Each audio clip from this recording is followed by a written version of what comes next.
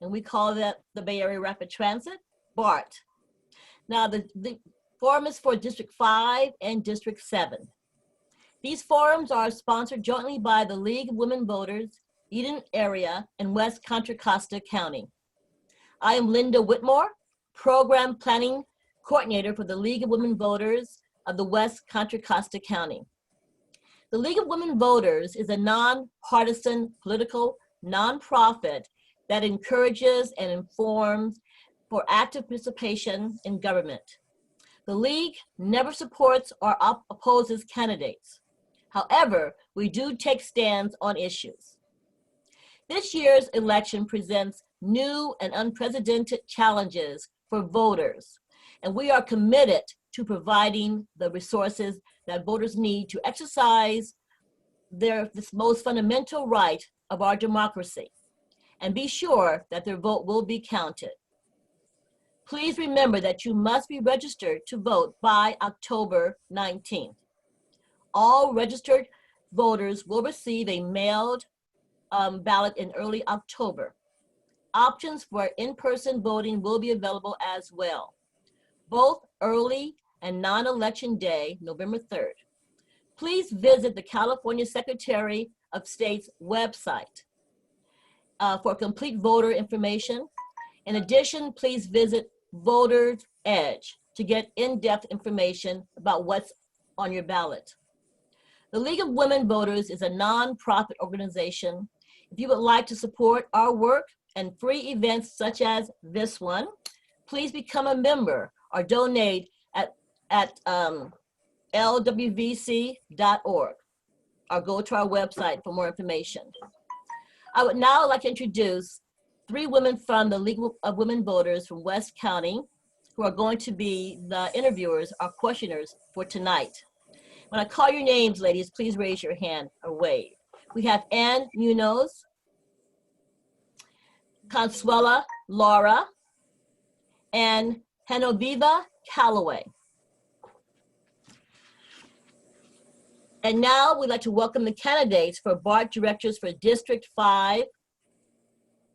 The candidates will have a chance to present their views on issues relating to BART and transportation in the Bay Area, and to answer questions about those issues that were submitted in advance for tonight's forum. First, I would like to remind you of our ground rules. Responses to questions should be on the issues and policy related. Candidates are expected to be respectful of other candidates and are asked not to make personal attacks on other individuals. Here are the procedures for this evening's forum.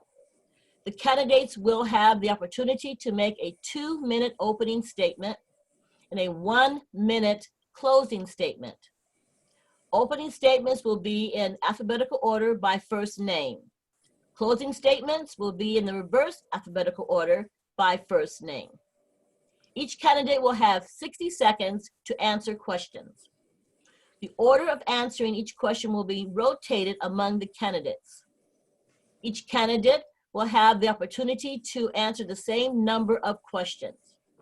Any rebuttals may be included in the candidate's closing statements, which will be 60 seconds. A countdown timer will be shown on the screen to indicate to the candidates when their time is up. Every aspect of the forum will be equally fair to all candidates. Thank you to our attendees tonight. You are in listen-only mode. The question and answers and chat features are not active. This forum will be recorded and made available on social media.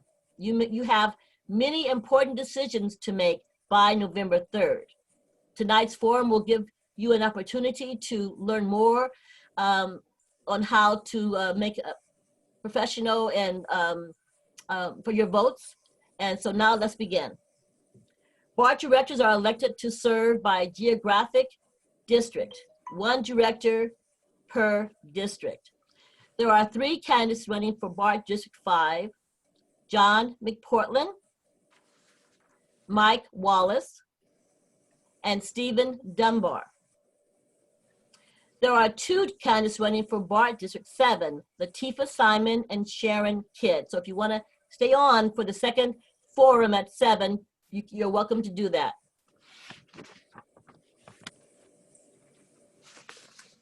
We will start off with 2-minute opening statements in alphabetical order by first name. Candidates, thank you for participating in this forum. Please introduce yourself and tell us why you are running for BART. We'll start with our, Director, John McPartland, sorry. Good evening, ladies. My name is John McPartland, and I've been on the BART Board of Directors for 12 years. I have a background both in the military. I'm a retired United States Army colonel, and also I had a career in the fire service where I rose to the rank of battalion chief in the Oakland Fire Department. I worked, after my retirement from the fire department, I worked for a period of time with BART and tried to convince them to improve their posture as far as emergency preparedness. And when they didn't agree, I ran for public office and their attitude improved. I am running, and I've been on the board now for 12 years. And that way there's a balance in the board in relationship for skill sets. And my particular skill set that I end up providing to the board more than anything else is my experience in life safety. To that end, I am dedicated to being able to provide that voice. But in addition to that, my 3 primary goals during this term is to ensure that we end up having safety for the passengers from COVID and other diseases, keep ourselves clean and sanitized, and in addition to that, recover from the economic position that we are, because we're only at about 15% ridership right now. And then beyond that, I want to end up making sure that we provide reduced fares for people that are economically challenged, and then make sure that we also simultaneously provide for the elimination of fare evasion, so everyone pays their fair share. And lastly, and most importantly, I want to end up ensuring that we continue to extend BART transportation or rail transportation through Livermore to Tracy. Okay, thank you very much. And next we'll hear from Mike Wallace. Well, thank you very much. I am Mike Wallace. I live in Castro Valley, and I wish to represent all of District 5. I work in Livermore currently for Alameda County Zone 7 Water District, and I've been working for the last 12 years in the financial arena of that area for Alameda County. What I'm seeing from the BART, from an outsider of BART, and having been a customer since I was, 7 years old in elementary school when it was initially built. The first outing I had with the school was indeed on BART. It was very exciting. What I've seen since then is a bit of a decline in the structure and the operation of BART, and I can see why that happened. It's a very difficult thing to do. When BART has a budget of $204 billion, that is a lot of money coming from the taxpayers and from the riders. I want to protect both of those. Both the taxpayers and the riders deserve, number one, to have a safe transit system that they can get on and not have to think twice if they're going to make it to their end destination all in one piece. So safety is the number one thing for me.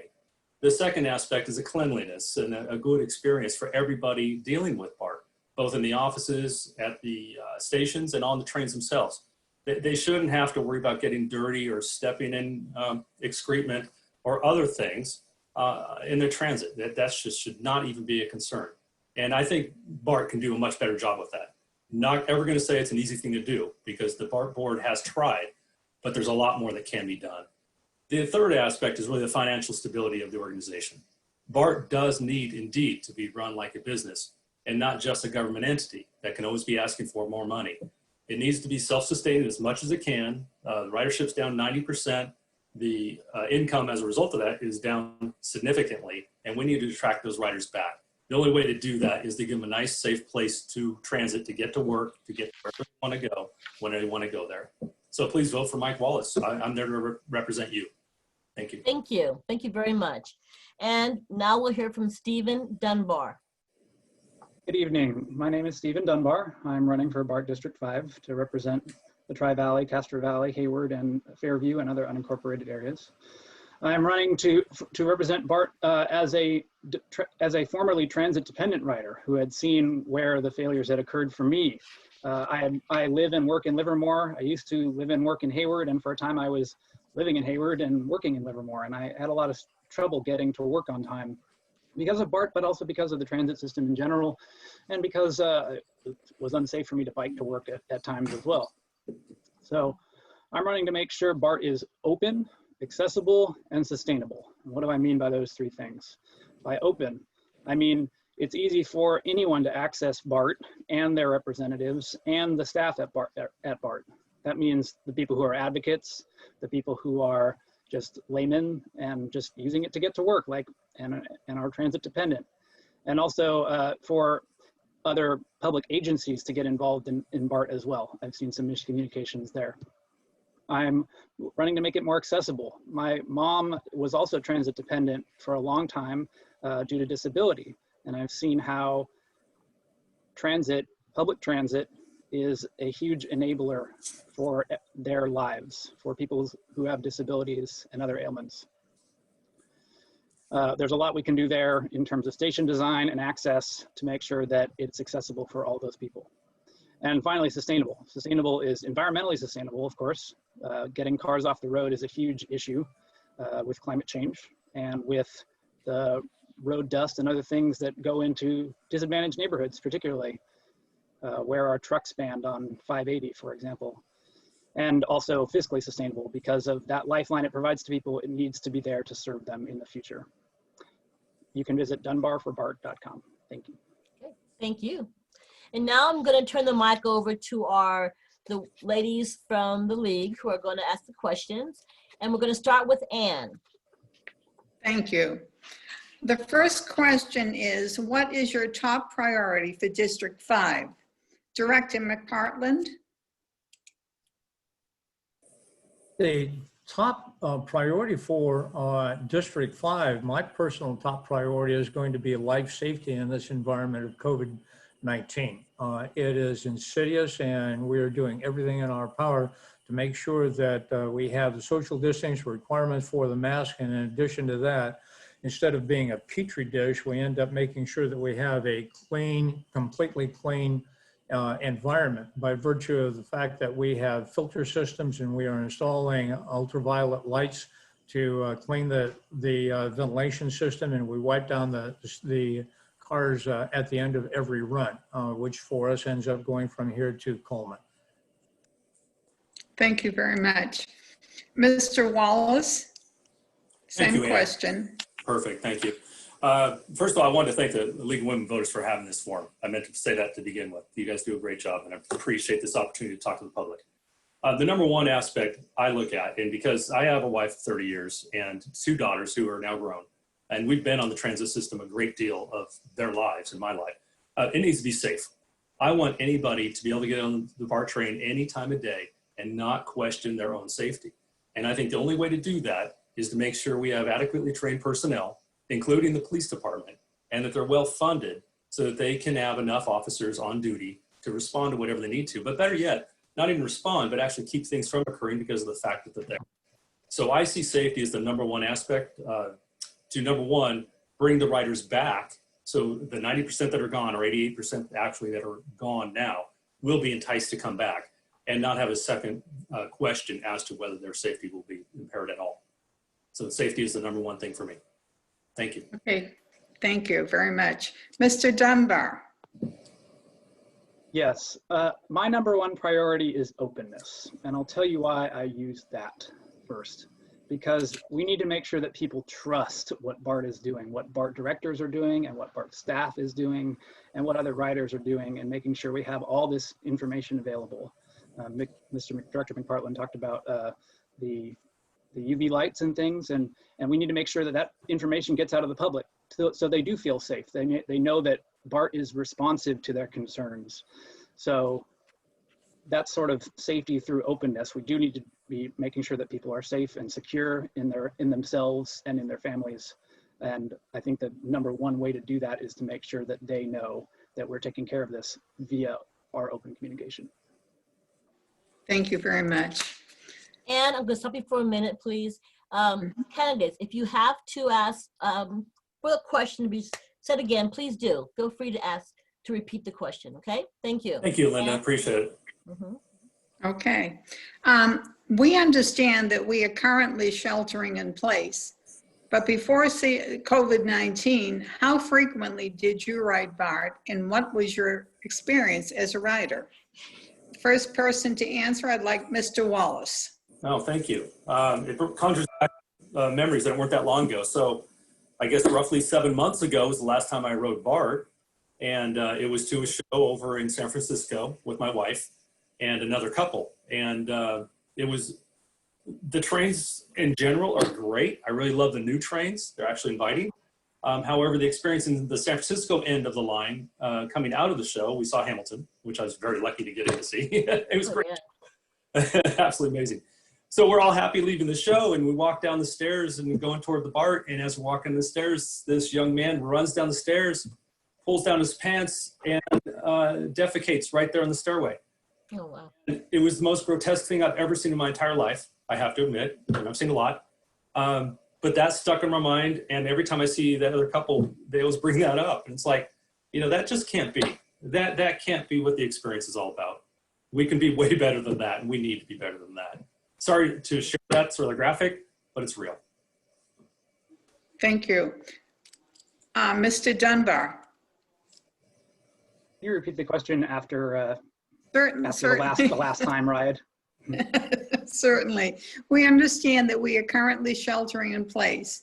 But before COVID-19, how frequently did you ride BART and what was your experience? So up to about, I want to say May of 2018, I was a daily BART rider, even on weekends, maybe 6 days a week. And that was me waking up very early in Hayward to get on the second BART train in the morning to get to work, and then going anywhere in the Bay Area any other time of day because I was completely transit dependent. After that point, I living in Livermore and working in Livermore, I was taking BART about once a week, typically on weekends to access other things that I was doing, volunteering and other things like that. My experience, and then the last time I rode BART was actually to take my saxophone and some camping gear and just go out into the woods somewhere. That was before the shutdown. My experience has been generally positive, but there's only seeing 8 seconds left here, but it was generally positive the last time I took it. Thank you. How about you, Director McPartland?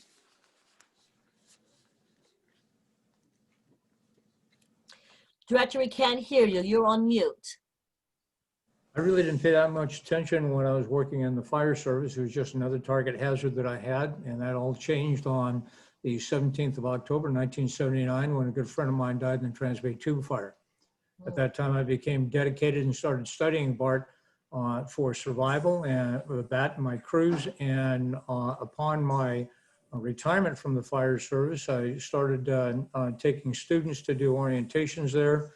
I was offered a job in BART, and then I coordinated the fire service and first responder coordination and training for the next 6 years before I ran for the BART board. So I ended up riding BART during that 6 years every day.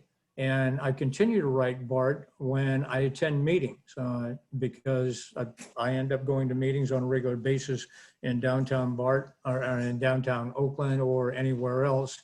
And so it's not every day. It's sometimes at least 2 times a week or sometimes maybe only once a week. Thank you very much.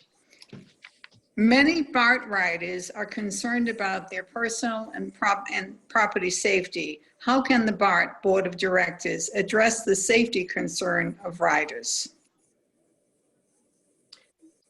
This is for Mr. Dunbar. Oh, okay. Thank you. Yes. Thank you. So my proposal to address safety, at least in terms of the thing most people are thinking about in policing, is to expand community service officers and ambassadors and make sure they're on trains. About 2 years ago, there was a report that most of the time they were enforcing in parking lots. And to some degree, that's where some crime does happen, and people are protective of their cars as well. but it doesn't always give people the personal feeling of safety while they're riding the trains. But we do have to strike a balance between that and all of the social justice issues that we're seeing in the world these days. And I think that is the right path forward in that respect. There's also safety of the trains, making sure they don't break down, making sure that everything is fire safe, earthquake safe, and other things like that. And we'll continue to push forward on those things. And the new trains as well, making sure those are safe in their design and layout and as they get rolled out. Thank you very much. Director McPartland?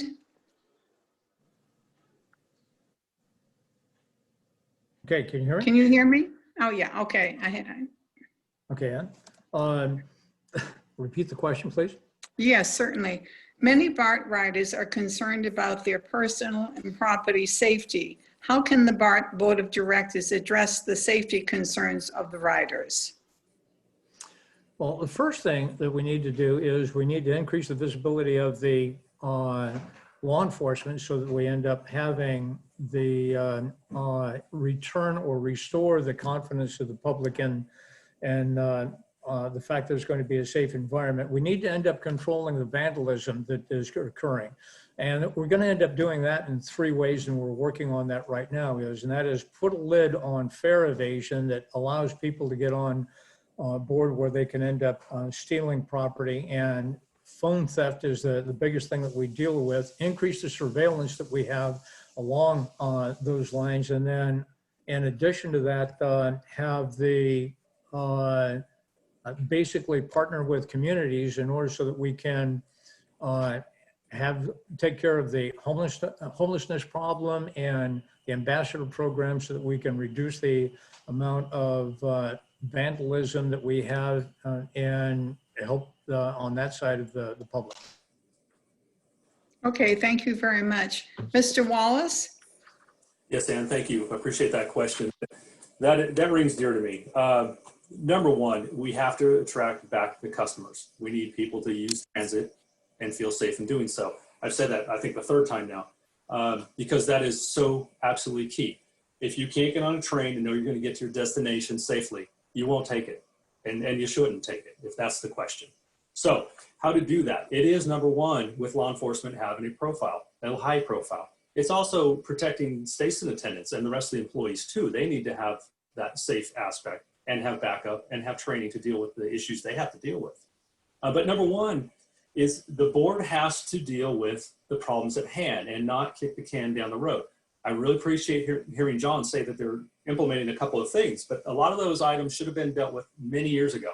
You can't pretend it doesn't exist. You can't say a fare evader won't be charged or ticketed for evading the fare. That just lets everything else slide and makes other people think it's the lawless area and they can do whatever they want. Thank you. Okay. Okay, thank you. And thank you, Ann. And now we're going to ask for 3 questions from Consuelo. Consuelo? Okay. Yes, I'm here. Okay. Okay. I would turn on my video, but I think that it's blocked. Okay. This is the next question. The quality of life of riders is very important. What can the BART Board of Directors do to reduce drug use, panhandling, and unsanitary conditions on trains and on the stations? And we'll start this with Director McPartland.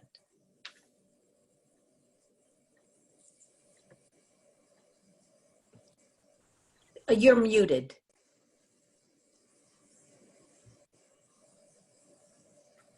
We still can't hear you. You're still muted. Director, you're still muted. There you Can you go. hear me now? Now we hear you. Yes. All right. So, all right. I understood the space bar, I was supposed to fix that. But since I'm running out of time, let me get going. What we have done is we have instituted an ambassador program that will help to alleviate the issues associated with the drug problems, the homelessness, and the panhandlers that we have. We're hardening the system as I speak, as far as the fare evasion is concerned. But more importantly, rather than try to just kick the people off the train, we're trying to solve the problem by partnering with communities and municipalities in order to be able to provide shelters as well as education and entrance into drug programs so that we can address it. And the ambassador program is partnered along with the law enforcement so that we end up having the mental health people in addition to the responders so that we make sure that those ambassadors are safe as well as effective. Thank you. And the next person is Mr. Wallace. Same question. Okay, thank you. Health, safety, comfortable, absolutely. That's why my second piece of the items that I'm interested in is cleanliness of the trains, and, along with security. The drug use is a clear, it's a simple violation of law. Even eating on the tracks or even in the station and eating in the trains, it's a slippery slope. When you tend to not care because of the lesser offense, you just invite more. The vandalism comes as a result of that because nobody cares. Nobody has a vested interest in the system. BART is a transit system, and that's how it should be run. You got to take care of the customers, the riders, and everybody associated with it. The taxpayers pay a lot of money to make sure it's there for when they want to use it. So the board has to address that. They've had these issues for years, and only now are they starting to talk about it back in election season. We need to deal with that right away. You need to have a presence of the police. The ambassador program is good, but I'm fearful that they're going to have issues and some of those people may get hurt because they're not going to be trained in the things the police would do, and they're going to have to wait for the police to back them up. So that is a very big concern I have. Thank you. Thank you. Mr. Dunbar, the same question. So in terms of the safety on the vehicles, yes, we do need to make sure that our community service officers are partnered with ambassadors, and the ambassadors are the first line of interaction with these people that need help. We do need to partner with our other service agencies. One big issue these days is that the John George Hospital is really in dire straits. They need a lot of support, and I'd be working imminently with whoever is on the board of supervisors to make sure that that situation is taken care of. I'd also like to point out that some of the issues end up at the end of line stations particularly, and we need to make sure resource officers and ambassadors are stationed there to make sure people get the help they need. A lot of the things that I've seen are because people who are let out of Santa Rita jail really have nowhere to go. They don't have any, they just go over the next town. They end up in the creeks in Livermore because we don't give them the services to move on with their lives. We'd have to partner with that too. Thank you. Oh, that's the next question. Okay, the next question is, BART has a plan for replacing fare gates that is dependent on receiving local funding. Are you supportive, and how would you work with local authorities to participate? And we'll start with Mr. Wallace. Well, thank you. I think all aspects of the integration of the system has to have community involvement, for sure. And every legislative body, if it's a mayor and the city council, they need to be involved in those decisions too in their own area because it affects them directly. In fact, a lot of crime comes to their cities by way of BART, unfortunately. Some people BART there and drive home. And that's something that's been going on for a long time. So the fare gates, if the BART board can partner with the cities and offset some of the costs that way, that's fantastic. If other non-governmental agencies can get involved, organizations get involved and help fund that, that's fantastic too. Otherwise, BART needs to allocate money within the budget to make that happen. And it needs to happen right away because they're saying fare evading is accumulating up to roughly $25 million a year as a loss. BART cannot sustain a loss of $25 million a year ongoing. They're going to have major losses this next year as it is. So if they don't address that immediately, they're going to lose a lot more money than they would take to invest in the gates themselves. Well, thank you. Okay, the next person is Mr. Dunbar with the same question, please. I am supportive of the new fare gates. I'm not sure that they're really going to really solve any financial issues. The people that need to jump the gates are probably still going to jump the gates. They will be a little bit more difficult to jump. In terms of how to pay for them, One of the things that I've been really focused on is coordinating with all of our local agencies and with the new Valley Link agency and our other transit agency friends. When we are doing work on our stations anyways, which we have a lot of plans to do. Hayward has the downtown specific plan. Dublin Pleasanton has a new parking garage going in, an entire new train station coming into it, in fact. There's a lot of, and there's AB 2923 as well, looking to put housing near BART stations. And when we do that, we need to maintain access, and we can also probably coordinate those systems so that we're getting the most value for our dollar. And that's what I'd be bringing along. Thank you. Same question to Director McPartland. Thank you very much, Consuelo. The cost of the fare evasion measures that BART is facing is very onerous, and we have been testing the mechanisms by which we'll end up being able to address that system-wide. And as of last weekend, I ended up doing inspections of those. However, none of that cost falls on the city. It's solely the responsibility of BART in order to be able to do that, although we do partner with the cities in relationship to that. The whole idea that we have for fare evasion is not only going to be for the fare gates, but throughout the system where they end up jumping the rail. And we are raising those rails, but we're going through the entire system from one end to the other. And we are targeting those locations that are the biggest problems. The most expensive ones that we are going to have to deal with and budget more extensively are going to be elevators that are outside of the fare system, where they go directly from the street down to the platform. And why they were ever put in that way, I have no idea, but we need to fix it. Thank you very much. Okay, Miss Linda. Okay, everybody's gone through. So now we're going to take a short break. Can I have all three of our candidates on their videos now? Okay, we're going to do what we're calling a lightning round. Okay, that's right. You will have to give a one-word answer. One-word answer. And so now BART meets twice a month, 24 meetings a year. Incumbent, how many board meetings have you missed in the last year?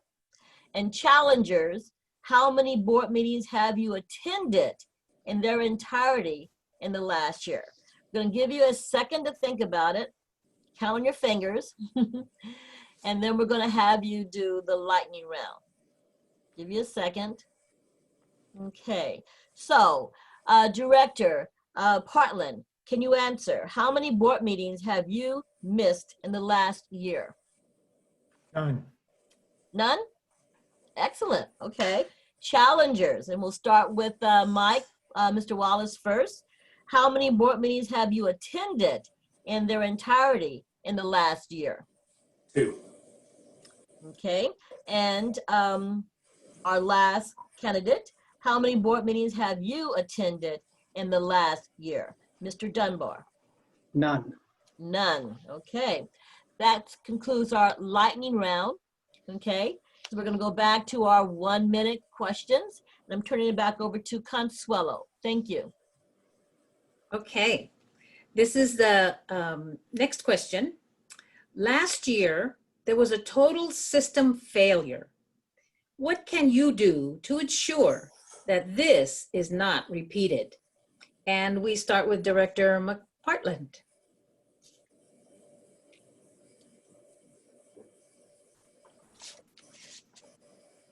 The whole idea behind, let's see, my sound is working. The whole idea behind system failures is the inability to foresee exactly what a problem is. In this particular case, it was a train control issue. And what we have done is we have truncated the, let's see, in 40 seconds, it's a complex issue. It was a train control system that ended up going back to the central control point, and what we have done is we have isolated it so that we may be able to, we may end up having the same kind of failure, but it would be isolated and it would be able to be identified more rapidly and be corrected more rapidly.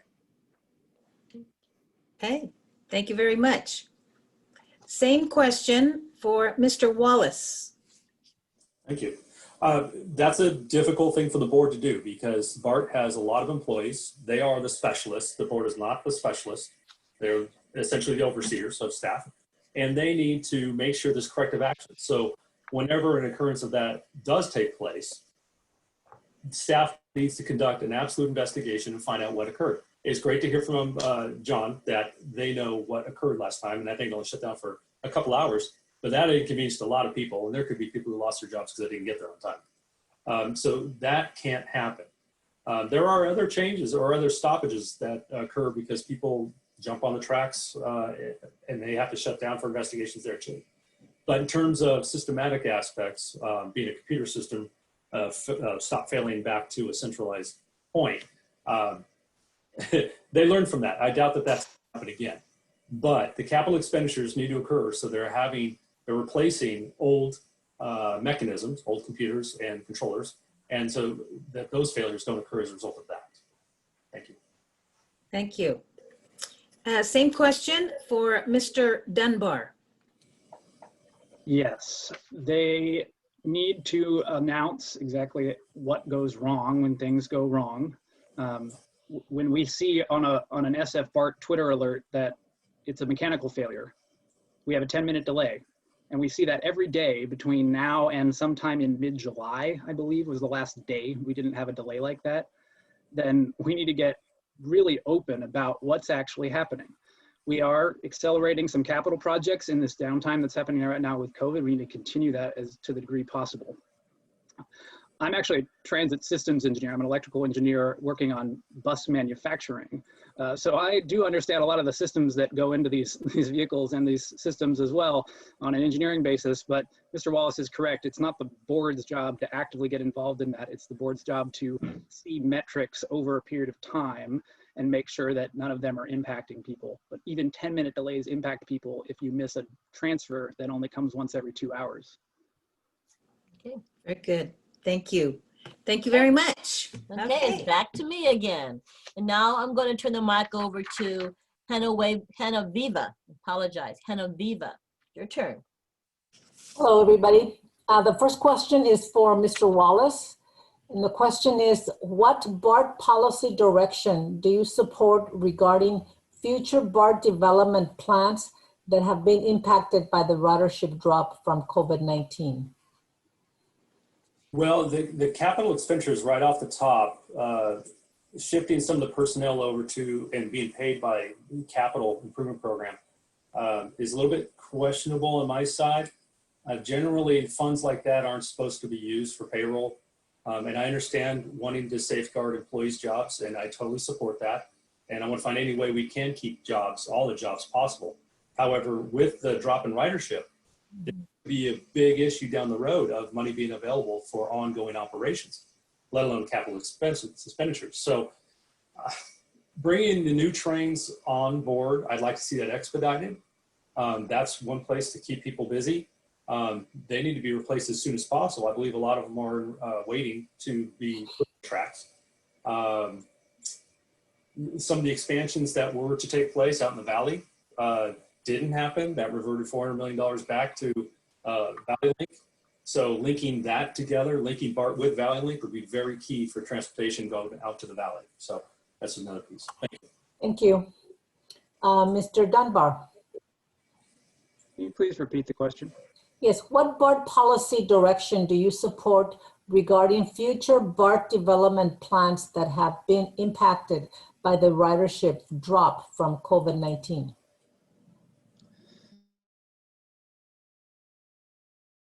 Faceted. We have expansions out into new territory. We have infill development projects, for example, that we are considering in the Fremont area. We have development in the context of the housing development that I've already kind of mentioned that's kind of starting its outreach process in Berkeley.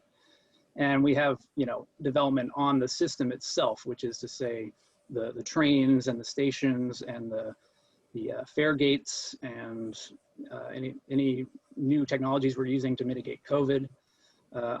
In the sense that we don't have a lot of leeway because of our bond requirements, we have to keep following those. But in terms of where we do have leeway, we should be focused on getting riders back, making sure they're safe, making sure that they can get to the station easily and safely. So that's where I would focus. Thank you. Director McPartland? Yes, okay. The solutions that we have that we're dealing with and planning with right now are short-term and long-term.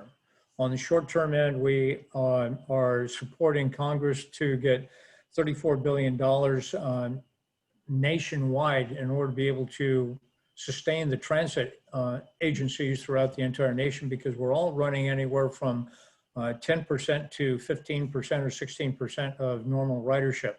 And we have to be able to sustain ourselves in the short term. And that's the CARES Act. The CARES Act ended up expiring the 1st of this month, and it is being extended out to, and I've only got 20 seconds left. Good grief. Okay, so let's see, it's already been talked about by Mr. Wallace, and then we've got work rules. We're redoing the contract, and we're having a hiring freeze, and we're going to be looking at the possibility of having early retirements in order to be able to address this. But the big deal is going to end up being the contract negotiations that are coming up in 2021. Thank you very much. The next question will be for Mr. Dunbar first. What should the board do to address fiscal stability for the future of BART? Mr. McPartland sort of started to address that at the end of his comment just a second ago. That is to say, all of the agencies across, bus agencies, transit agency, paratransit agencies, big regional rails, commuter rails are all running extremely low ridership. And they're going to need federal support. We're going to make sure that that happens. We're going to make sure that we get our fair share of that to some degree, because transit is essential for people to get around. There are many transit dependent riders who rely on BART as their primary form of transportation. We need to make sure that if we do cut service and cut jobs to match our service, that all of the agencies are coordinating so that it is the easiest possible ride, so that there are no mistransfers, so that everything works together, because it gets even harder to deal with that if there's only one train every 30 minutes. So those are the focuses that I'm looking at. Thank you very much. Director McPartland? Okay, to continue what I was discussing before, in order for us to be able to be fiscally responsible, we have to be able to accurately identify what the target is going to be with the expected ridership that we're going to have, at the same time be safe in the way we end up delivering those services. Is it probable that we are going to have to reduce the services either in frequency or in carrying capacity? And the answer to that is probably yes. But don't forget that we're going to be in a flux period for at least the next 7 to 8 months as we get a visibility on exactly what our ridership is going to be as we end up recovering. And to that end, back to those issues of hiring freeze, possible retirements, and as a very last resort would end up being furloughs, because we are really married from the standpoint of with our employees. It is, they are essential for the success and the continuation of BART to function at all. Thank you very much. Mr. Wallace. Yes, thank you. The third leg of the stool that I stand on is, it was safety. That's number one. Cleanliness and availability, number two. Fiscal sustainability is three. And it's so key. The real issue is, how many employees do we have that aren't going to be needed in a year from now? Is the functionality of the transit system going to be the same? Also, along with that line is housing, another piece that's not associated with transit, but it is with access to transit, very important. But is that an area, real estate, that BART should be involved in? That should be something that we would really look at, because with the incredibly declining real estate prices, not for residential, but for business, a lot of people aren't going to be commuting in the future. That's very possible. We need to look at that right away. and make sure that we are right-sized to be able to provide the services that the transit system should be providing. Thank you very much. The next question is for Director McPartland. What is the current and future impact of Measure RR on BART? Say again the question, please. What is the current and future impact of Measure RR on BART? Did you say what is the cause and impact? What is the current and future impact of Measure RR on BART? Did you say cause? C-A-U-S-E? Okay, let me try. What is the current and future impact of Measure RR on BART? The future impact on, well, it's not future, it's current right now. It's going on. As a matter of fact, there's a section of track just outside of the Hayward station that we're in the process of replacing. The whole idea with Measure RR is to go ahead and rebuild the deteriorating system as far as tracks is concerned, traction power that we end up having, and rebuilding. At the same time, we've got other issues that I'm sure we'll get into with other questions, but the whole idea here is in order to be able to sustain ourselves, that we have that $3 billion that we are rapidly rebuilding the core of the system that's 47 years old, that has deteriorated over that period of time. 47. Thank you. Mr. Wallace? Yeah, I appreciate that question because that really gets into where the taxpayers deserve the services that they've been paying for. This is a bond expenditure, was that 2016, I believe it was passed, $3.5 billion. It has to go to replenishing the system. You know, I come from the water industry currently, the last 10 years working with that. And what a lot of people begin to figure out and understand through good communication is that when you pay for water, you pay for two things. You pay for the pipelines, the water that flow through, and you pay for the actual water that you utilize once it comes out the pipe. The pipes have to be there, regardless if you turn on the tap or not. It's the same thing with BART. Either the tracks are in good shape and the trains are ready to roll and the electrical system can power it and the control system can operate it. If those aren't up to snuff, it's not going to operate even on a slow scale. So that expenditure needs to continue if BART is ever going to continue. You need to deal with it now before it breaks down so you don't have those continual breakdowns. That's exactly why we see the breakdowns that are occurring now, because that hasn't been implemented completely yet. Thank you. Thank you. Mr. Dunbar? So I would point out that there are actually two Measure RRs. There's the one that was passed, and then there's the one that is for Caltrain service maintenance, which is vitally important as well, because we need to sync up with them. We need to make sure that transit is still servicing everyone throughout the Bay Area, and our connections with Caltrain are really important in that regard. But I think you're referring to the older Measure RR that was passed, and we need to make, I'm on the Community Asset Management Plan Outreach Committee in Livermore, which talks about those water pipes. They're those hidden services that people don't realize how much they cost to maintain or really how vital they are until they break. And that's what we've been talking, all of us have been talking about here. We need to make sure that it is absolutely in perfect working order, because those, as I mentioned earlier, those 10-minute delays, they happen all the time. They happen partly sometimes for policing services, but a lot of time for train maintenance and track maintenance. And those can add up when those connections don't work. Thank you. The next question is for Mr. Wallace. What should BART's policy be to ensure coordination with other regional transit agencies? Well, policy number one is engagement. Both the candidates have talked about transparency and communication. That needs to be highlighted. The number one aspect is this is a team environment. It's transit. And there are other transit agencies out there. There's the buses, there's other trains, different gauges, and go in different directions at different times. All that needs to interlink.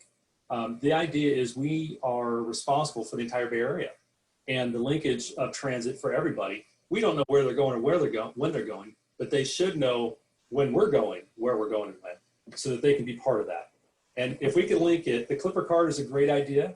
And that's improved over time. When I was transiting every single day on BART to downtown Oakland, I worked there for a couple of years, and you couldn't use the Clipper card to get on AC Transit. You couldn't get on the couch.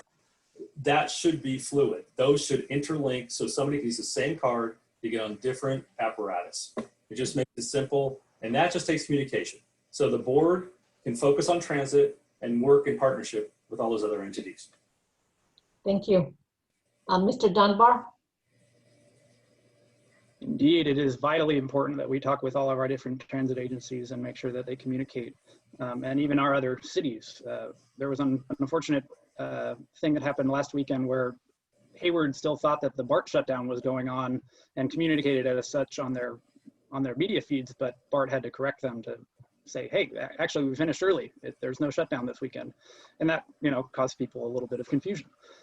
In terms of Clipper Card, yeah, we need to coordinate Clipper Card. We can go a bit further on that one for an hour, but the short of it is that was a sole bid contract to get the next generation of Clipper Card, because we have 19,000 fare rules and transfer rules between all the agencies in the Bay Area. And that makes it so complicated to tell how much it's going to cost to transfer, and makes it so complicated to even continue to run the system that it costs everyone. It costs the transit agency just because people are confused and they don't ride. So we need to get that under control as well. Thank you very much. This concludes the questions. Back to Linda.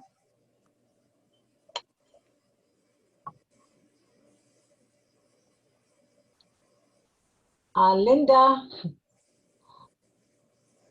I'm sorry, I was on mute. I apologize. Linda, I was just hoping we didn't put you to sleep with all this. No, you didn't, believe me. It was really interesting. I learned a lot tonight. Thank you. Now we're going to give you a chance for a summary, 1 minute, and we're going to go backwards where we started. We're going to start with Mr. Dunbar first. Thank you for hosting this wonderful event. It was very good. I think we did learn a lot. I enjoyed it very much. My name is Stephen Dunbar. I'm running for BART Board District 5. I've been on the ground working to improve our transit systems, and I'm going to continue to do so no matter what happens here. We need to make sure that transit is available for our most vulnerable populations. We need to make sure it's there because climate change is an existential threat, and most climate emissions are from transportation and are because of our massive imbalance between housing and jobs, and because of the unbearable commutes and pressures that we put on our families to make this system work. So I hope you'll join me and find me at dunbarforbart.com to learn more, or just to have a conversation about whatever is on your mind. That's what we're all here for, and we need to make sure that transit is open, accessible, and sustainable. Thank you. And now we'll hear from Mr. Wallace. Thank you. Again, I'm Mike Wallace. I live in Castro Valley, work in Livermore for a public agency, and been in government service for the last 12 years. Prior to that, I worked in the corporate world, and I was a vice president of marketing, and I was also a Western Regional Manager. And I dealt with contracts nationally and internationally. So I'm used to working with all kinds of people, doing all kinds of things, and people working from all different standpoints. I absolutely love that. I love the variety. I want to bring my abilities and my experience to bear for District 5 folks on the BART board, so that we can look at things a little bit differently than they have in the past. I want to focus on being a transit agency first, and providing a safe environment for everybody to ride, and a clean train is something that's affordable to everybody, and that we're being responsible to the taxpayers who funded the creation and the continued operation of this transit system. So elect Mike Wallace for District 5. And you can find more information about me specifically at wallaceforbart.com. And I really appreciate the time, everybody. And I have to say, it's really fun to work with John and Stephen. They're both great guys. Okay, well, thank you for saying that. And last, we're going to hear from Director John McPartland. Thank you very much for the opportunity to speak to you this evening. My name is John McPartland. I've been on the BART board for 12 years. I originally started with BART in order to be able to enhance safety. I've been successful with that. But moreover, I am energized by the opportunity and the challenge of representing my district individually, but collectively working with the other board members to share our skill sets in order to be able to bring this transportation system through the COVID disaster and the recovery thereafter, so that we find ourselves in a position where we can end up building and providing better transportation collectively for the public that we serve. I certainly hope that the public will end up taking a look at my history and background on my webpage at McPartland for BART 2020. And I look forward to having you vote for me. And I have to agree with Mike. I really enjoy the people that I'm working with and competing with. And I hope to have the opportunity after this is over to become friends with them, regardless of the outcome. Well, thank you. And I want to thank the three of you. It was a really very interesting and informative debate. So thank you very much. Thank you. And so on behalf of myself and the League of Women Voters of Eden Area and West Contra Costa County, thank you for participating. And thanks to all our volunteers who assisted us tonight. Our questionnaires, Ann Munez, Consuelo Lara, and Genoveva Calloway. Our tech support, Linda Foster and Madeline Kronenberg. And most of all, to each of you in the audience for taking the time to inform yourself about your choices that you need to make by November 3rd. Please remember to register to vote. If you haven't already registered, if you change your name or if you've moved, you need to register again at your new address. And if you'll be voting by mail this year, please be sure that your vote will be counted by ensuring that your ballot is mailed or dropped off at a drop box in your polling place or on or before November 3rd. We're going to say good evening from the League of Women Voters to our audience and to our candidates. And again, thank you for a great debate. Thank you, Linda. You're welcome. Thank you very much. It's been a pleasure being with you this evening. Thank you.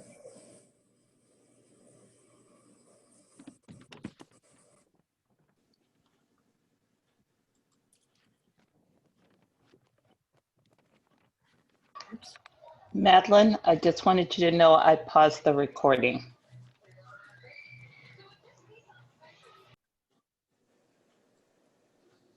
Oops.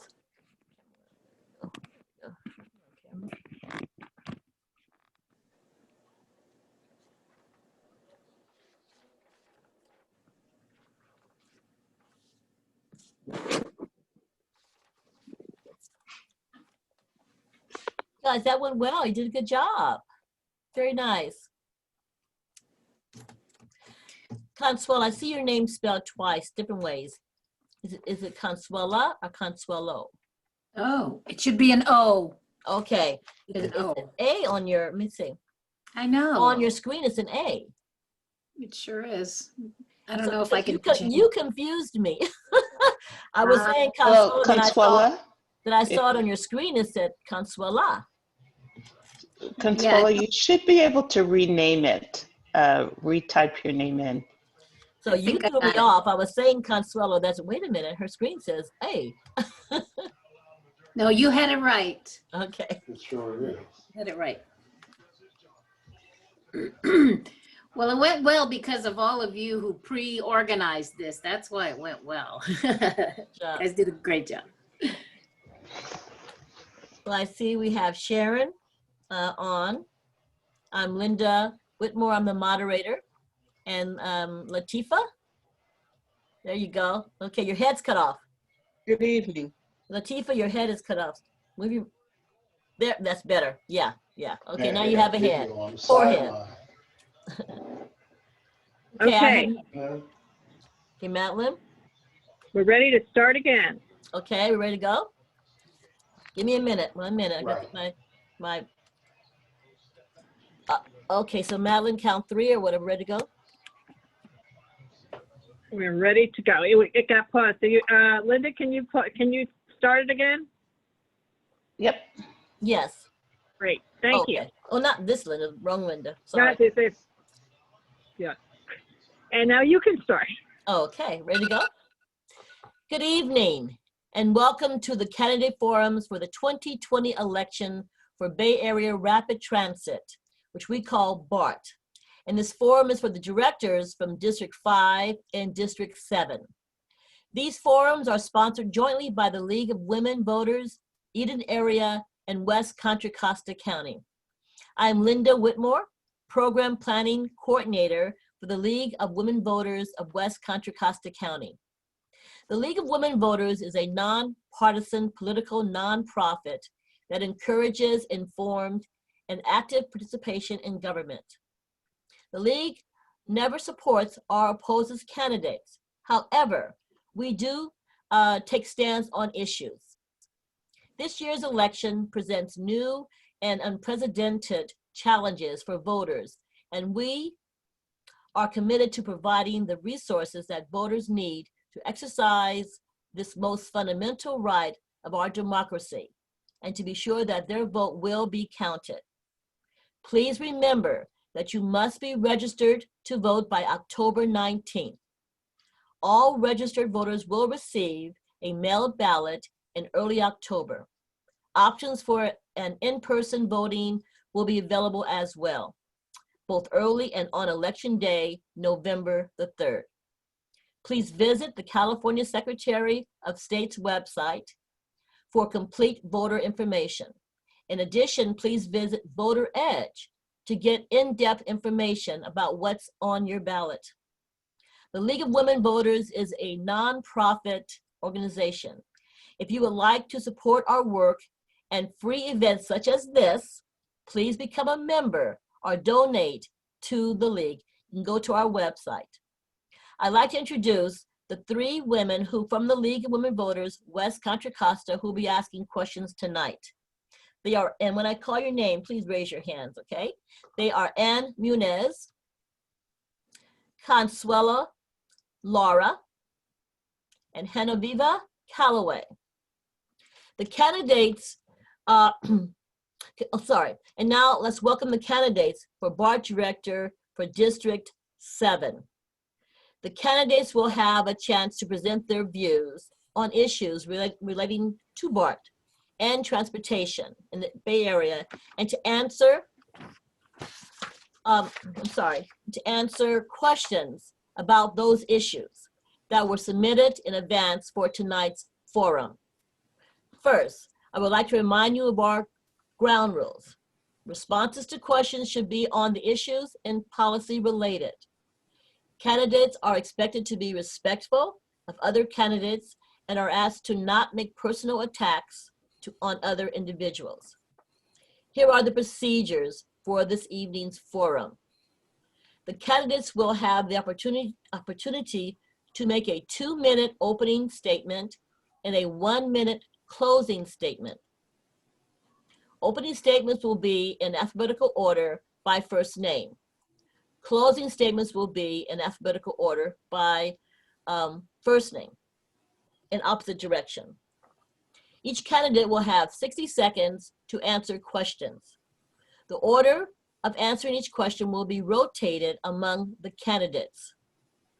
Each candidate will have the opportunity to answer the same number of questions. Any rebuttals may be included in the candidate's closing statement, which will be 60 seconds. A countdown timer will be shown on the screen to indicate to the candidates when their time is up. Every aspect of the forum will be equally fair to all candidates. Thank you to our attendees tonight. You are in the listen mode only. The question and answer and chat features are not active. This forum will be recorded and made available on social media. You have many important decisions to make by November the 3rd. Tonight's forum will give you an opportunity to learn before you vote. Now, let's begin. BART directors are elected to serve by geographic district, 1 director per district. There are 2 candidates running for BART District 7, Latifah Simon and Sharon Kidd. We will start off with 2-minute opening statements in alphabetical order by first name. Candidates, thank you for participating in this forum. Please introduce yourself and tell us why you are running for BART Director. We will start off with our Director, Latifah Simon. Thank you so much for having me tonight. I'm excited to be in this forum with you all. I am running for re-election for a number of reasons.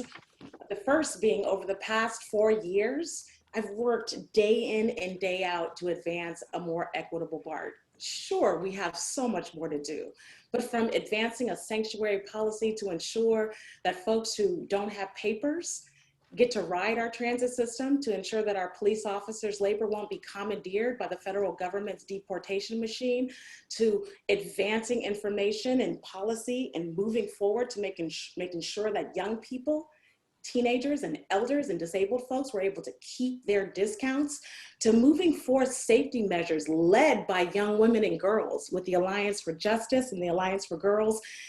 I have been focused on moving BART forward. In fact, in the last 6 months during COVID, I've been able to bring $1.6 billion back to the district and public transportation because of my leadership and my advocacy in Washington and locally. I want to do more. As a transit-dependent, legally blind single mother, transit is how I get around. It is what I'm here to do. And there's nothing to me more important in this moment and beyond than the opportunity to advance the idea that transit is not and should not be looked at as a privilege, but in fact as a right. I am endorsed by Governor Newsom, by Nancy Pelosi, and of 35 other elected officials and community groups throughout this large district that encompasses 19 cities. My 20 years of day in and day out organizing, mostly in behalf of women and girls and in low-income communities, suits me to continue this journey in advancing transit justice for our communities. I'll stop there, and I thank you for this opportunity. Thank you. And now, please, Sharon Kidd, your introduction. Good evening. Thank you for having me on this panel, and I'm honored to be here. When members of the community approached me and asked me to run for BART Board of Directors, I found the idea of running a campaign during a pandemic to be pretty overwhelming. But BART is in serious need of reform, and the last thing people need to worry about these days is their commute. Ridership is down almost 90%, and BART has major issues with safety and financial mismanagement. I've ridden BART for over 40 years, and I know our BART area needs a vital system. I've watched BART continue to decline, and now, more than ever, residents need safety and reliability to get to work, to school, to the doctor's office, and back home safely. I'm running for BART Board of Directors to make the transit system safer for everyone. I'm a police reform counselor and educator. I've worked as a senior staff consultant for the BART Police Department, where I interview police candidates and analyze statistics related to citations and provided recommendations on how they can better serve our community. I work between the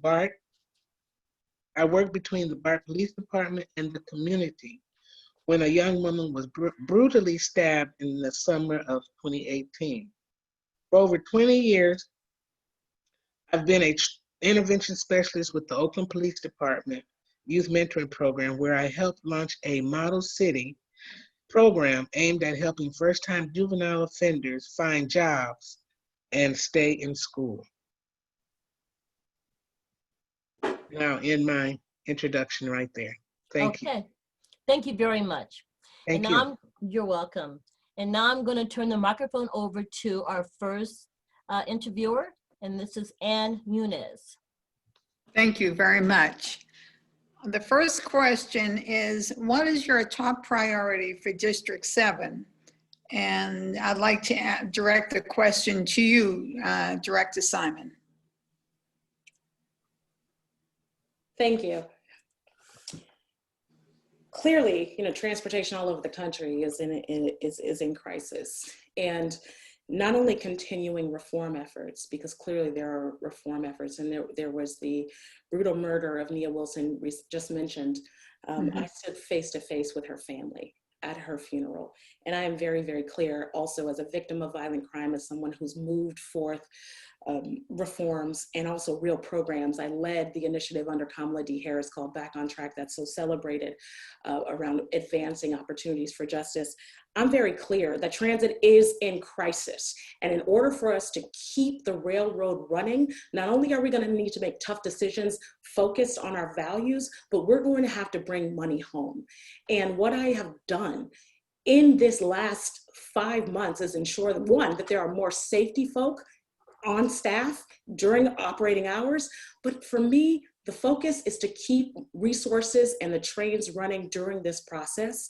And that's what I've done, and that's what I'll continue to do. Thank you. Thank you very much. How about you, Ms. Kidd? Would you like to answer the same question? Ms. Kidd, you are muted. Okay. Sorry about that. Can you repeat it, please? Certainly. What is your top priority for District 7? The main thing is to be more visible in the community, where when people have concerns, they can approach me and tell me their concerns, which can be brought back to the board. Provide resources where they can be able to ride BART without any hesitation.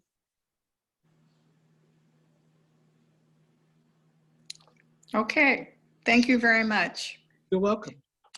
The second question is, we understand that we are currently sheltering in place, but before COVID-19, how frequently did you ride BART, and what was your experience as a rider? Ms. Kidd. As I indicated, I rode BART for over 40 years. I was a broker at Morgan Stanley back in the 80s, and I rode BART every day. Actually, born and raised in Berkeley, I would drive to Oakland West Station, and because it's one stop away from the Embarcadero, and a group of us would meet there, and we would look out for one another. We was like a family. Some of them that are still alive, we still communicate now. And my experience riding BART was very pleasant. It wasn't nothing like I've seen today. I mean, people were friendly. Sure, you had people reading the newspaper. Back then, the cell phones wasn't that available, or wasn't invented at that time. I'm telling my age. But anyway, but it was comfortable. People did not ride it late at night, early in the morning. As you know, the market opened at 6:30, so my day started early. And it was pleasant. I enjoyed it. Thank you very much. How about you, Director Simon? Thank you, and I apologize. You saw my little baby coming in saying, "What's for dinner?" And running for office and working 3 jobs, you know, it is that's how my days work. I have never driven a car in my life. I'm legally blind, and I was a preemie, and I've never had car keys. In fact, when my husband passed away, the last resource that we had before I filed bankruptcy was our car, and I sold that car. I have been on public transportation and have to make decisions about where I live based on the reliability and the my access and resource to public transit. So I never wanted to run for office, but clearly there was a voice that was missing on that board of transit dependent folks, not just folks who wanted to ride transit, but folks who didn't have an opportunity to do otherwise. I am vested to public transit, and I will be riding BART for the rest of my life. And that's why this race, and that's why my service is so important to me and near dear to my heart. Thank you very much. Many BART riders are concerned about their personal and property safety. How can BART Board of Directors address the safety concern of the riders? Director Simon. Over the last year, and frankly, you know, I was also in the streets after the murder of Oscar Grant. The question of safety to me is a holistic one. When I was campaigning with you all 4.5 years ago, I talked about the idea of ambassadors. That was my initiative. To me, it's important for us to think about holistic safety, not only ensuring that we have an armed force, but ensuring that the full BART community has a vision of safety that is profound and that is thoughtful. And I gotta say, as a transit dependent person, The reality and the fact that the 5 counties that we now ride in are not taking care of their citizens. There is no treatment on demand. There is not adequate safety in terms of shelter opportunities. The point of my run and moving forward is to continue to work with the 5 counties to ensure they're doing right by their citizens. We set up a task force in San Francisco. There's clearly more work to do, but even if you had an officer for every train, it wouldn't be enough to deal with the disaster that we're dealing with. We need a collaborative system, and I'm moving forward with that vision, and we're doing it. Thank you very much. Ms. Kidd? Ms. Kidd? Yes, I'm sorry. Okay. Do you want me to repeat the question for you? Please. Many BART riders are concerned about their personal and property safety. How can the BART Board of Directors address the safety concern of riders? Good question, and thank you for asking. One thing that the BART Board of Directors can do is to allow funding to have more officers. Not to say that officers have to be on every train.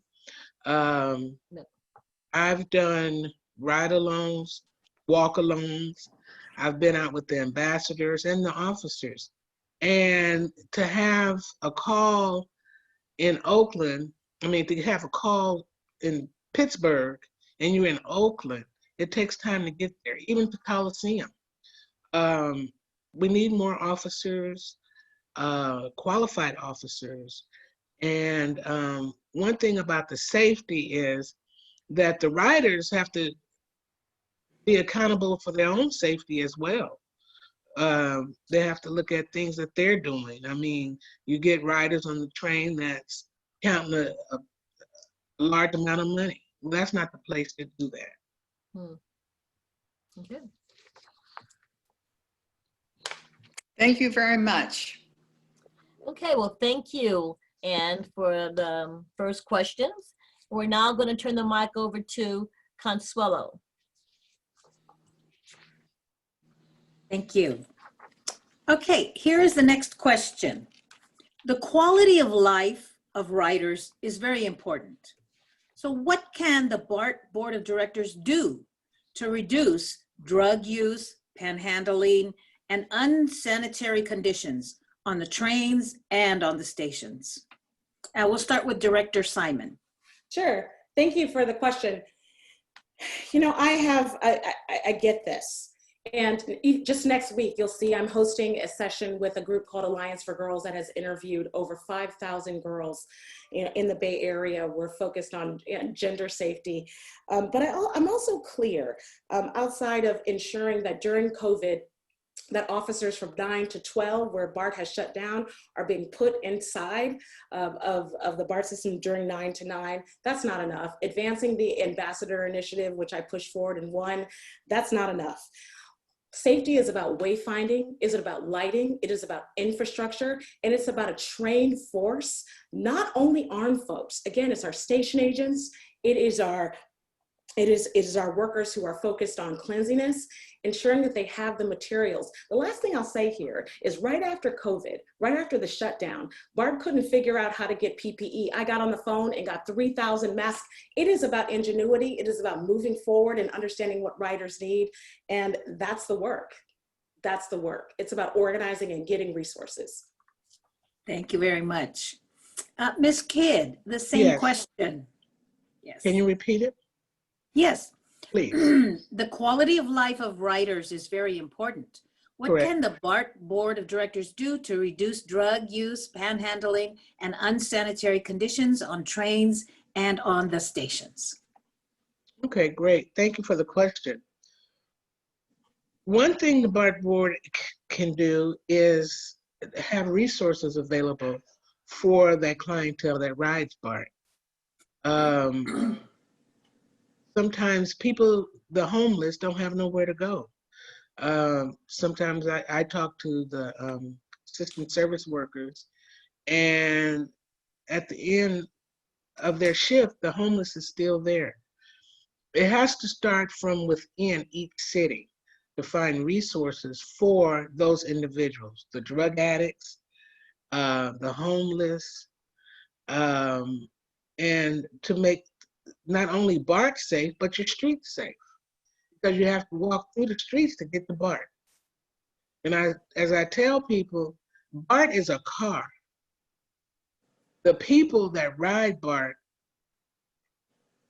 are the ones that benefit from BART. Thank you. Thank you very much. Okay, the next question is, BART has a plan for replacing fare gates that is dependent on receiving local funding. Are you supportive, and how would you work with the local authorities to participate? And that will start with Ms. Kidd. First of all, I would bring in the individuals, the local authorities, to be a part of the decision-making of the fare gates. You can have fare gates that's 6 feet tall. People still are going to find ways to get in without paying. So I think what the BART Board of Directors need to do is to support the new fare gates, but also be hands-on when they go to the fare gates and observe. I've gone out to the fare gates and observed people fare evading with the officers and see why they're fare evading, and you know, bring resources where if you can't ride BART, then go to the ticket agent and find out if there's resources you can have in order to get on BART without getting a citation. Thank you very much. Okay, now Linda. Okay. Now we're going to take I don't think I got to answer that. Oh, yes, you didn't. That's what I was, yeah. Oh my goodness, Okay. I'm so sorry. Yes. I thought I was daydreaming, but I wasn't. Okay. Miss Director Simon, I'm sorry. No, and I appreciate Ms. Kidd's answer, because I think she's right. You know, one of the things I'm most proud about in these 4 years is advancing with MTC and the other 27 transit providers. Not all participated, but moving us to a means-based fare pilot. The reality is that yes, BART will, in the next 5 to 7 years, move our fare gates composite to many of the stations in the United States that have upgraded systems. But the reality is, we're talking about fare gates and fare evasion. Let's ensure that everyone who needs to ride can ride. So it's important when we increased the opportunity for young people over the age of 11 just in the past few years to get the same discount that they should have gotten under the age of 11, you reduce fare evasion. It's important to extend the means-based fare. Transportation is a right and not a privilege. So yes, I am and have been in complete support of us increasing our security at our stations, but that should not evade people's ability to ride. Let's give people the ability to ride. And that's what we've done, and we need to do more. Okay. Thank you very much for that. Okay, Consuelo, I think it's my turn now, right? Yes, it's your turn now. Sorry. Okay. Well, this is going to be what we're calling the lightning round. Okay. You will have to give a one-word answer. Okay. Now, BART meets twice a month, 24 meetings a year.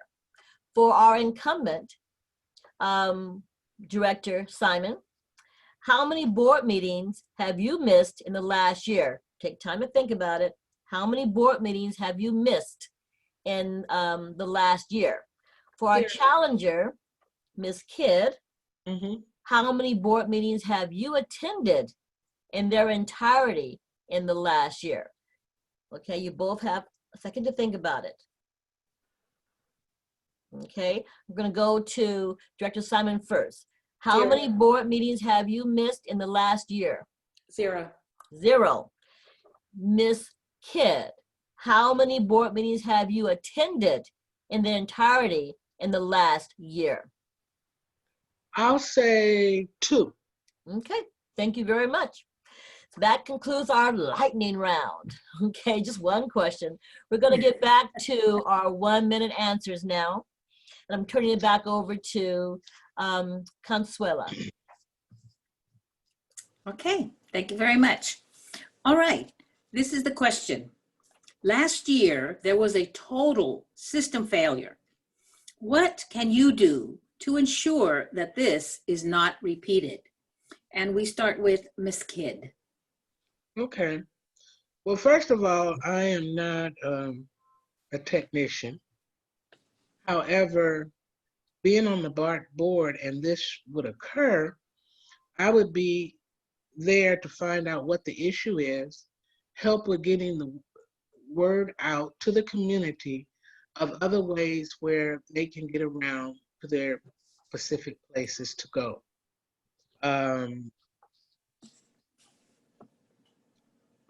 Yeah, I mean, I'm not a technician and I'm not a mechanic. So I would be supportive to the staff in assisting getting the BART back on track. Thank you. Very good.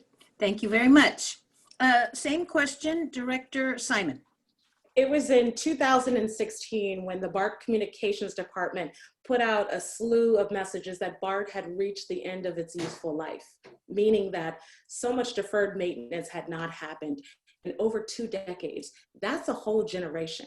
I was supportive of Measure RR, and in fact, in January and in February, I spent much of my time, my daytime, taking time off of my 9 to 5 to stump in Washington to ensure that we would receive what we just did a week ago of $1.2 billion to make sure that our core capacity work, meaning that tunnel and the Star Trek-like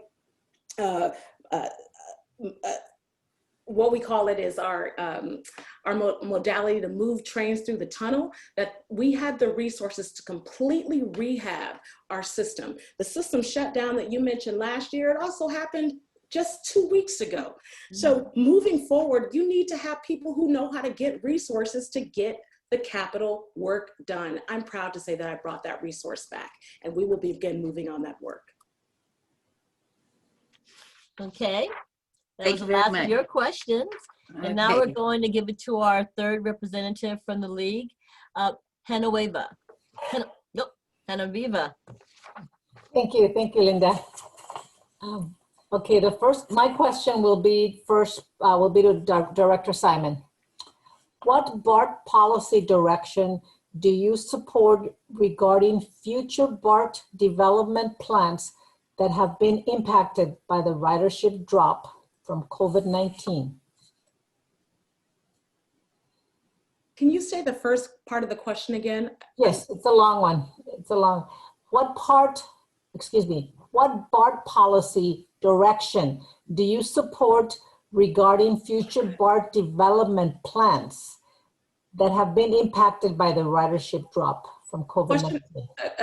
A clarification question. Do you mean TOD plans or expansion? I just want to be clear about your question. When you say development, what do you mean? We're not being that specific. You can choose it's just development plans of areas that the COVID-19 has impacted the system.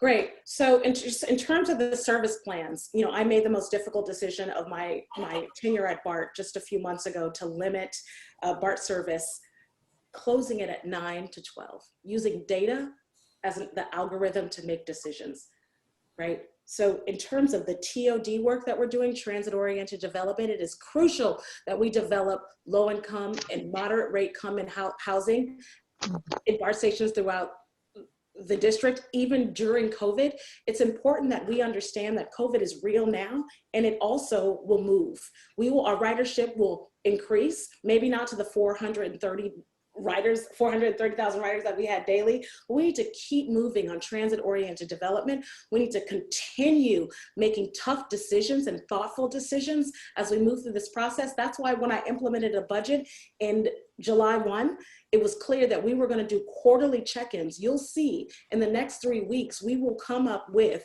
an updated package of how we're going to move BART throughout this fiscal year. I'm extremely confident that what we'll do will be to keep the trains running with values and clarity.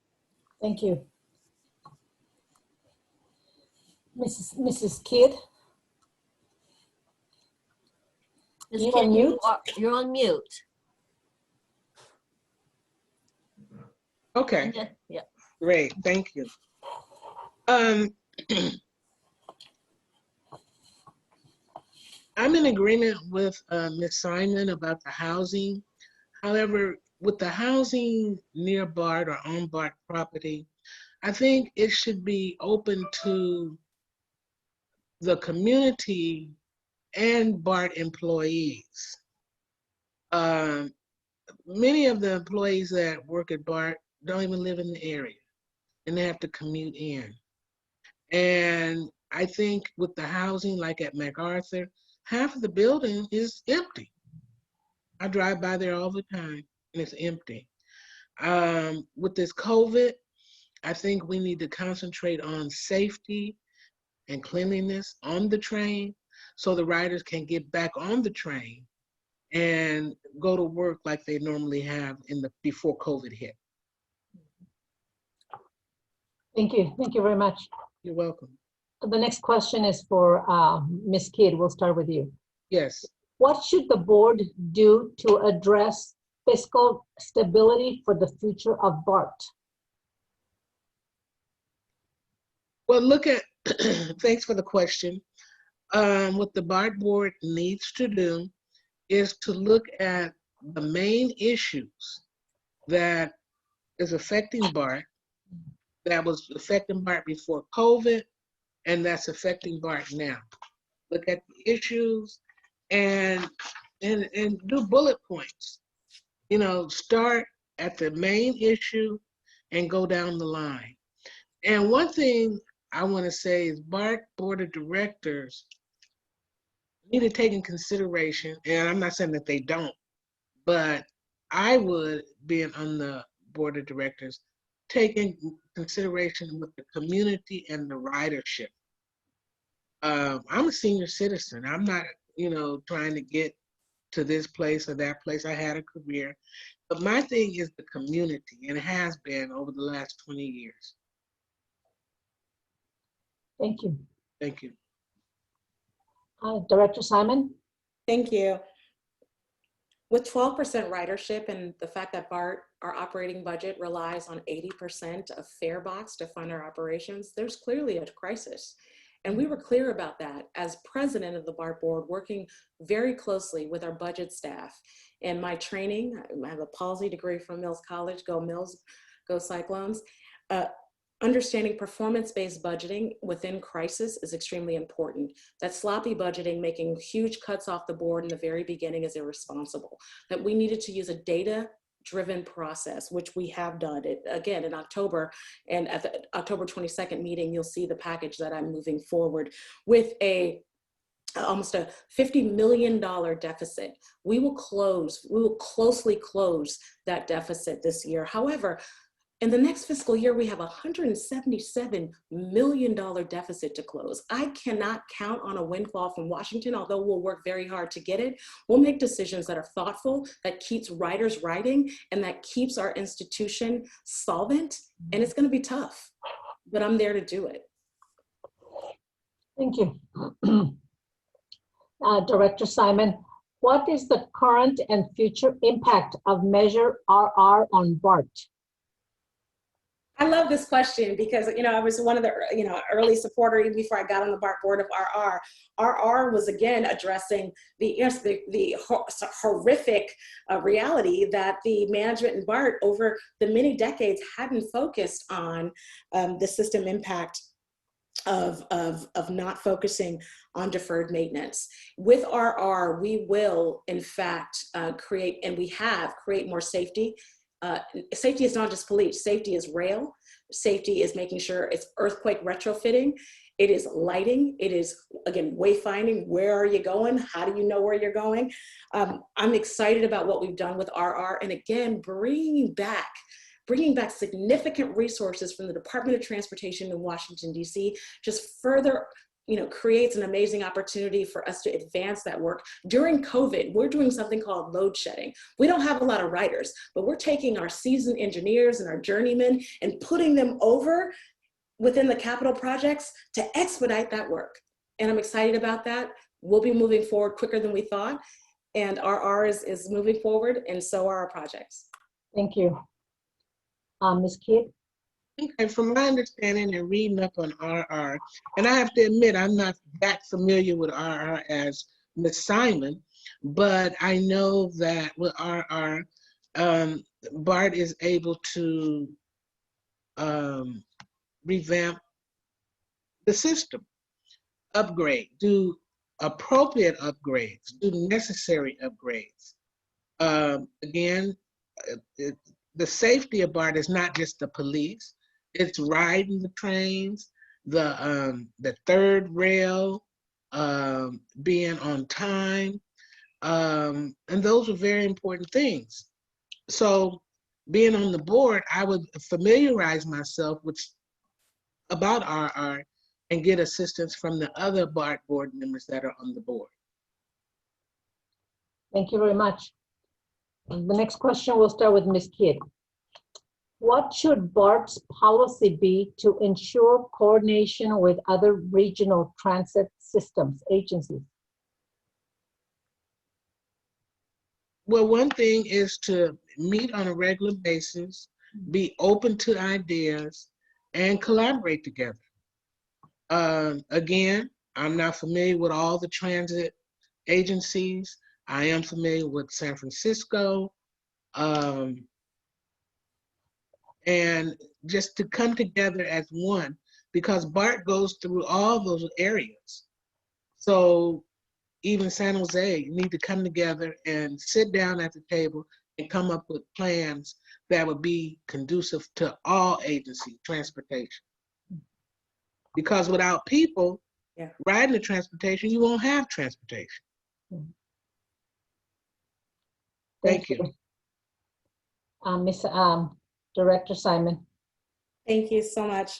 I love that answer, Ms. Kidd, because you're absolutely right. I'm a huge proponent of seamless Bay Area. And I know there's been a lot of talk about seamless, but here's the idea. You have 27 service providers, and many of those providers, are my lifeline. I live in Contra Costa County now, and I live in Richmond, 20 minutes away from a BART station in a car. The bus outside my house, it runs every hour. So to get to BART or to drop my baby off, there needs to be an exquisite level of coordination. That's ridiculous. We actually have to move forward, and I've been a part of the Seamless Bay Area Strategy Coalition within the Bay Area to move these 27 providers into some synchronicity. The reality is that we're not working together. And there are limited resources, especially in COVID, the fact that sales tax will be down in the next, not just right now, but the next few years, and that state and federal funding is up for grabs. We'll need to coordinate not only schedules, but pricing. Being that I've sat on not only the WICTAC board, but have been a part of this coalition, I believe that this is crucial to transit solvency. Thank you. The next question will start with Director Simon. Oh, no. It's, we're finished. Are we? I can't hear you. Linda, unmute yourself. Okay, even the moderator has to remember to unmute herself. Okay. Yeah, we have since we have a little extra time, we're gonna So we do the 11? Yeah, we're gonna give one extra question because we do have a little more time. There's only 2 of you running. So why don't you ask number 11? We have one more question. Okay, so it'll go to Director Simon. Is the VTA payment sufficient for the extension and operation of the trains in Santa Clara County? The reimbursement rate is, listen, it's a yes or no question. The reimbursement rate came before I was in office, right? Yes, I would actually like to see, a 97% reimbursement rate, but the reimbursement rate is what it is. But I'm extremely proud of VTA and BART and how we've collaborated together, and we will, receive reimbursements for much of our cost. I'm very proud to have the wonderful endorsement of Mayor Liccardo from San Jose, because he too and I understand that Santa Clara County must have a voice at the dais, and that VTA is a very important partner as we move now throughout our 5th county. When times are good again, he estimates that we'll have 40,000 riders in and out of the Berryessa and Milpitas station. And those riders are not just tech folks. Those are the mothers, those are the fathers, and the daughters and sons and students that we need to be on our trains. I think it's sufficient as of now. There are more resources to come, but it's sufficient. And I'm proud of what they've done. Thank you. Ms. Kidd? Unmute yourself, please. Sorry, I'm not familiar with the VTA reimbursement, but I have to say, if I got on the BART board, I would become familiar and find out just what it's all about. So I'll have to be in agreement with Ms. Simon. Thank you very much. Okay. Okay, Linda, And take it away. thank you, Genoveva. Sure. Very good. We are coming to the end of our forum, so both of you have a chance now to summarize in a 1-minute conclusion. And we're going to start with Ms. Kidd for the summary. Okay. First of all, thank you for contacting me to be on this panel tonight. I know it was kind of hard reaching me, but with COVID, it's hard to reach everybody. Yep. However, as I indicated previously when I did my introduction, is that being on the BART Board of Directors, having been around the parameters of BART for the last 12 years, because I was one of the ones that helped start the Citizen Review Board after Oscar Grant.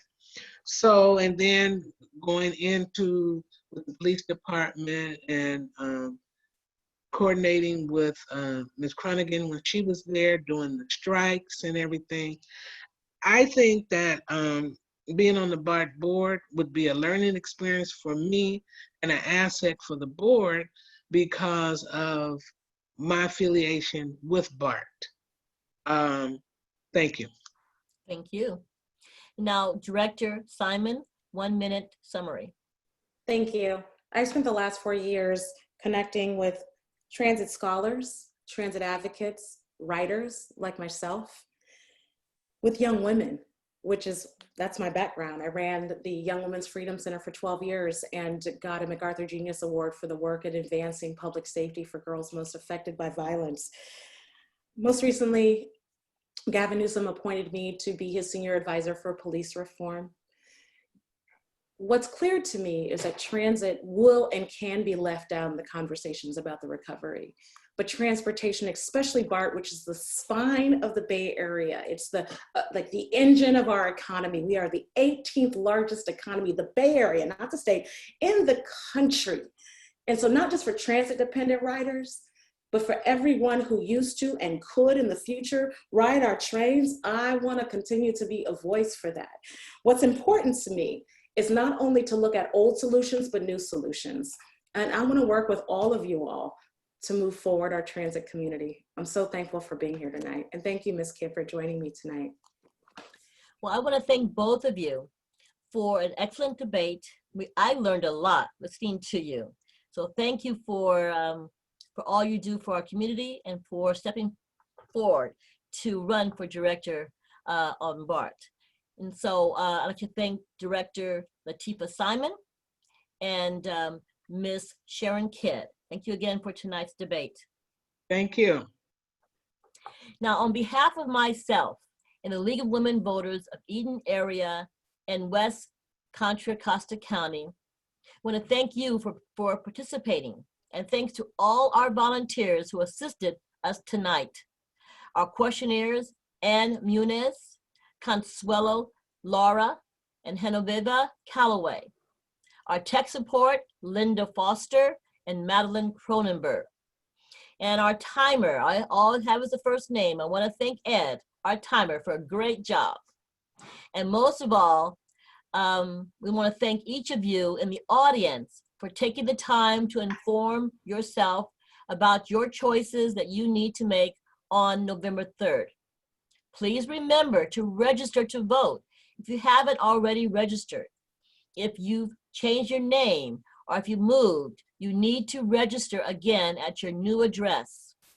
And if you'll be voting by mail this year, please be sure that your vote will be counted by ensuring that your ballot is mailed or dropped off at a drop box or your polling place on or before November 3rd. So for the League of Women Voters and for myself, we're going to say good evening to everybody. And thank you again for tuning in. Thank you.